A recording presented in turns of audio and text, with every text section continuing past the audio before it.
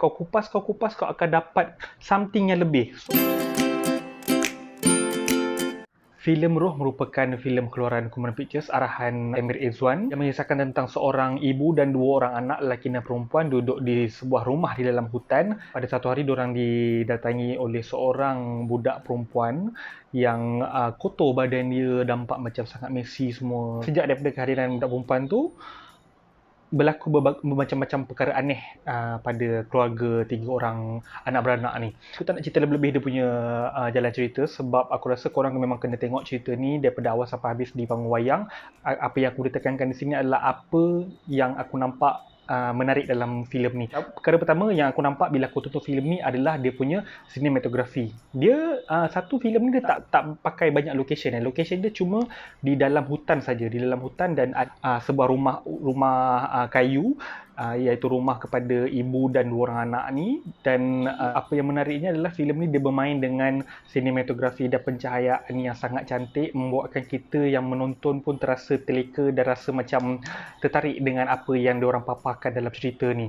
Satu lagi perkara yang menarik dalam filem ni adalah dia punya skrip. Skrip dia memang sangat kemas, walaupun dialog dia tak berjela-jela, dialog dia tak banyak sangat pun. Dia sangat very natural, very macam sangat relax je dia punya dialog dalam filem ni, dan tak perlu pun dia nak keluarkan any jokes ke apa ke dalam cerita ni. Cukup dia menyampaikan dialog-dialog yang tepat pada waktu dan pada babak yang kena. Cerita ni dia macam ada sikit vibe cerita macam Midsommar, Gretel and Hansel. Kalau kau pernah tengok cerita Gretel dan Hansel, dia punya dialog dia dengan dia punya sinematografi dia, penggunaan pergerakan kamera dia lebih kurang sama apa yang diterapkan dalam filem ni. Ada yang kata cerita ni ada sikit vibe macam The Witch dan filem The Wailing, tapi aku tak pernah tengok lagi cerita The Witch dan The Wailing, so aku tak tahu macam mana nak comparekan. Cuma apa yang aku nampak adalah daripada filem Midsommar dan filem Midsommar, Hereditary dan filem Gretel and Hansel. So kau boleh bayangkan dia punya dialog dia yang sangat cool, sangat relax, tak perlu nak pakai dialog yang banyak-banyak, tetapi masih lagi menekankan skrip yang bagus, menekankan jalan cerita yang menarik daripada awal hingga ke akhir. Dan filem ni dia agak slow burn juga tau. Tapi walaupun slow burn, ianya bukannya slow burn yang macam sangat slow pacing ke apa ke. Kau mesti lagi boleh tertarik dengan dia punya perjalanan cerita dia daripada awal hingga ke akhir. Dan apa yang menariknya lagi, bila ianya mempunyai skrip yang bagus, filem ini juga mempunyai lakonan daripada pelakon-pelakon yang mantap. Contohnya daripada pelakon watak ibu ni, iaitu Farah Ahmad. Farah Ahmad ni aku perasan dia daripada dulu memang seorang pelakon yang sangat bagus. Dia memang kalau setiap filem ataupun setiap drama yang korang pernah tonton, aku rasa dia adalah very familiar face, dan beliau telah membawa watak ibu ni dengan cukup baik, dengan cukup sempurna sekali. Termasuklah sekali dengan watak dua orang anak, iaitu Along dan Angah ni, yang dibawakan oleh adik Mia Farhana dan adik Harif Haziq.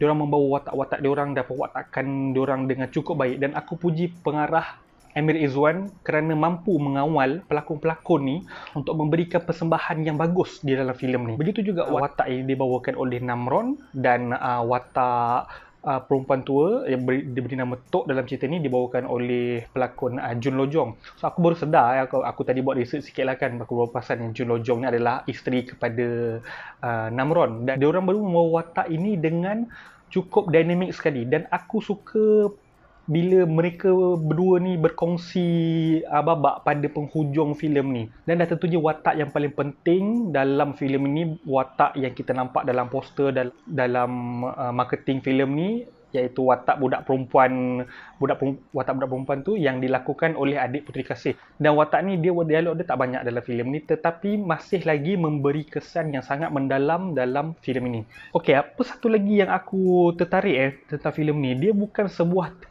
filem seram yang tipikal tau. Dia bukan sebuah filem seram yang semata-mata engkau nak menunjukkan keseraman kepada penonton. Dia tak perlukan jump scare, dia tak perlukan hantu yang banyak untuk memberikan hiburan, memberikan keseronokan kepada penonton dan kepada peminat-peminat filem hantu.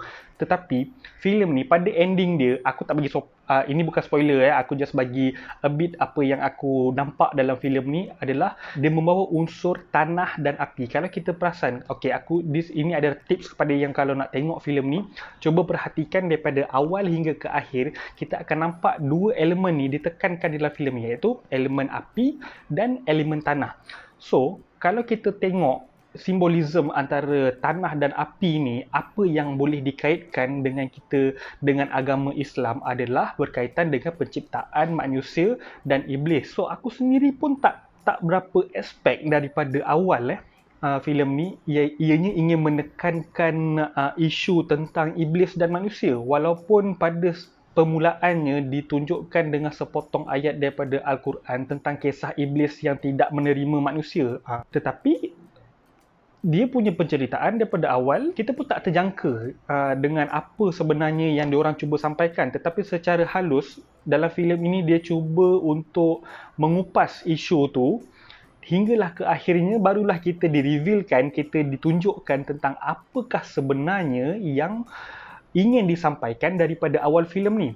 Dan ya, filem ni kalau aku nampak, ianya sebuah filem yang sangat bagus kerana ianya bukan semata-mata hiburan kosong untuk penonton, tapi kau boleh ambil filem ni dan kau boleh ambil dia punya dialog, kau boleh ambil dia punya falsafah dalam filem ni dan kau boleh kupas satu persatu, kau boleh nilaikan daripada apa yang diorang ingin tunjukkan sebenarnya, daripada satu persatu babak, daripada satu persatu dialog, dan kau kupas, kau akan dapat something yang lebih. So, kalau diikutkan daripada awal sampai habis, ianya tidak memberi terlalu banyak informasi.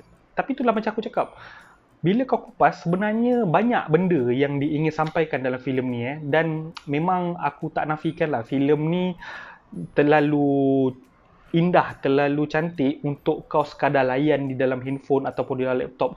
So please, memang kalau kau peminat filem seram, kau peminat filem Melayu, so kau boleh tengok filem ni di panggung wayang dan kau boleh rasai sendiri pengalaman menonton sinematografi yang cantik dan persembahan yang cantik yang dipaparkan dalam filem ini.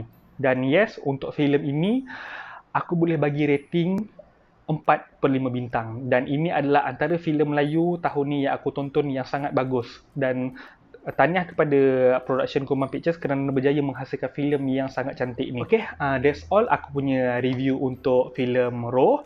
Kepada yang baru je tonton video aku, boleh tekan butang subscribe dan tekan butang like dan butang share. Dan boleh follow aku di @HDABDHMD. Jumpa lagi di next video. Okay, thank you. Assalamualaikum.